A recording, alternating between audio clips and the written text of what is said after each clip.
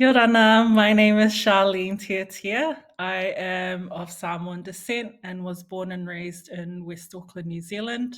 I currently reside in Logan City, Australia, in Queensland, and I am a psychotherapist with Valley Noble.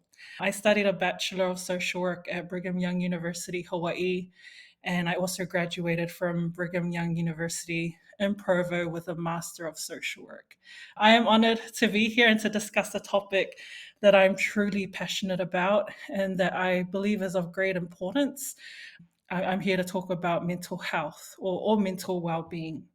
In a world that often places great demands on women, it's important that we prioritize our mental health or mental well being. This topic isn't one that we speak about often in our Polynesian culture or in any Indonesian culture. And so I can only imagine for those of you who are joining us today at the conference, just how out of place you may feel with us talking about this topic. What I wanted to touch on was just some basic things that we need to know about what mental health is and how we can possibly manage mental health in our everyday lives. Mental health is such a huge topic, so we won't be able to cover all of it in the short amount of time that we're given. But like I said, I would like to highlight some of the important things or some of the important information about mental health that could possibly help us, as well as provide some suggestions on how we can take care of our mental well being. The reality is that every single person on this earth has mental health. Okay, so mental health is a necessary part of our overall well being. Just like physical health, it may even be as even more important than our physical health. So, mental health, it affects various parts of our lives. It affects how we think, it affects how we feel, as well as how we behave.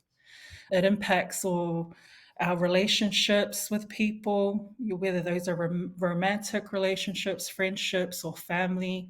It affects as well as work and our day to day lives. And so that's why mental health is such a vital part of our of just being of living. Within mental health, there may be mental illnesses or mental disorders that affect millions of people worldwide. You probably may have heard of some of those things. A couple of things that are most common are anxiety and depression. And so, anxiety and depression, they affect a lot of us. Some people can deal with those things a lot better than others, whereas we have some people who aren't able to deal with those as well as they can. Okay, so we are fortunate enough to live in a day and age where we can talk about mental health now and we can address these issues head on. And so you may be asking, what can I do to promote mental health or what can I do to manage it effectively? And so I wanted to share a few suggestions that may prove to help you and as well as people that you care and you love. There are some handouts that have been given, and if you could please refer to those, I've just outlined a few suggestions that could help you. And so the first one is self care. Okay. And self care is a difficult one because a lot of people think that self care is being selfish, when in reality, it's not. It's very important in maintaining good mental health. So it's ensuring that you make time for activities that bring you joy or, that fill your cup, so to speak, whether that's reading, whether that's gardening, painting. I know some people that enjoy going out for walks or going on hikes, going to the beach. So it's ensuring that you get enough of these activities that bring you joy, as well as getting enough sleep, eating healthy, which I know can be a difficult one for us, but exercising regularly as well. And these factors, they greatly influence and impact our mental well-being. The second one is connection. And, for us as Polynesians, this one is easier for most of us. It may be difficult for some of us as well, but it's building and maintaining meaningful relationships. Connection is really important in that when we are surrounded by supportive friends or family who understand and respect us, it boosts our emotional and our mental well-being, and it fulfills emotional needs that we have. There is a saying that I often, and I forget who said it exactly, but it's the idea that the opposite of depression isn't happiness, but it's connection.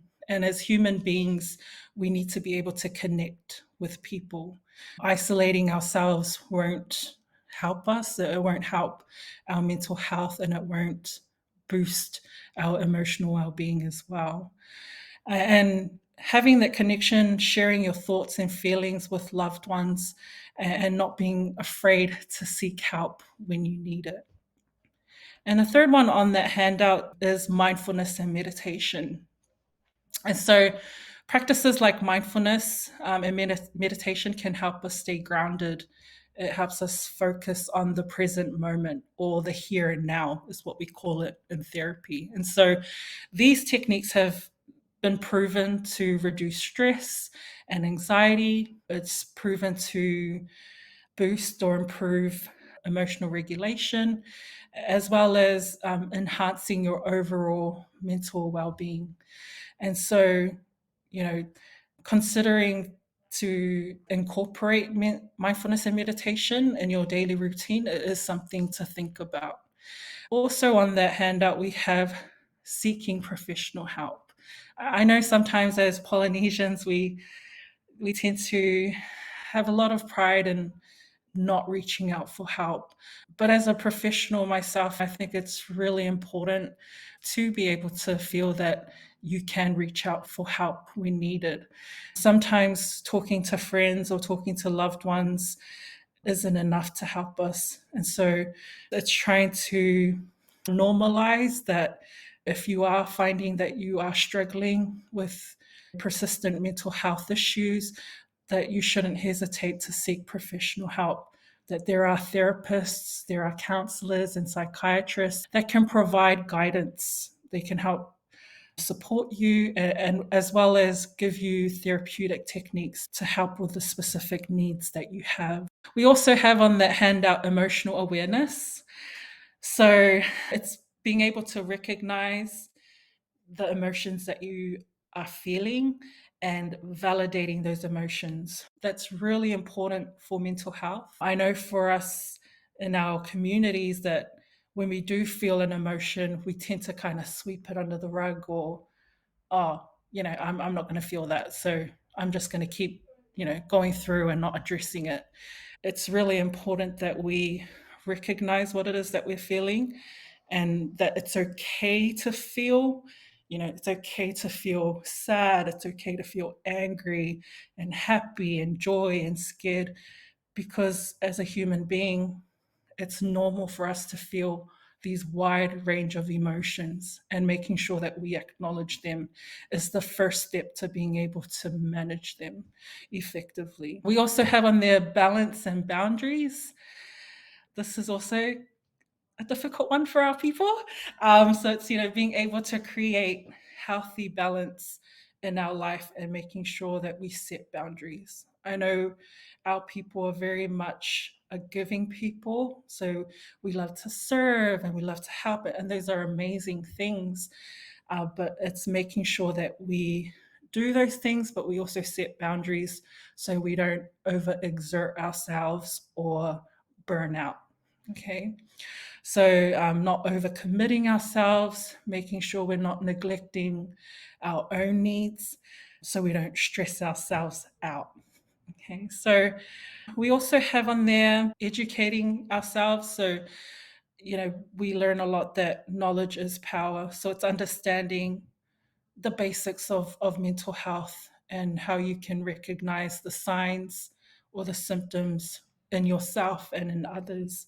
And it's making sure that you're staying informed and that you're advocating for mental health with yourself and with your loved ones, and making sure that you yeah, that you know what's happening within your body, because your body will tell you, you know, when something is wrong. So it's making sure that we're aware and that we pay attention to those things.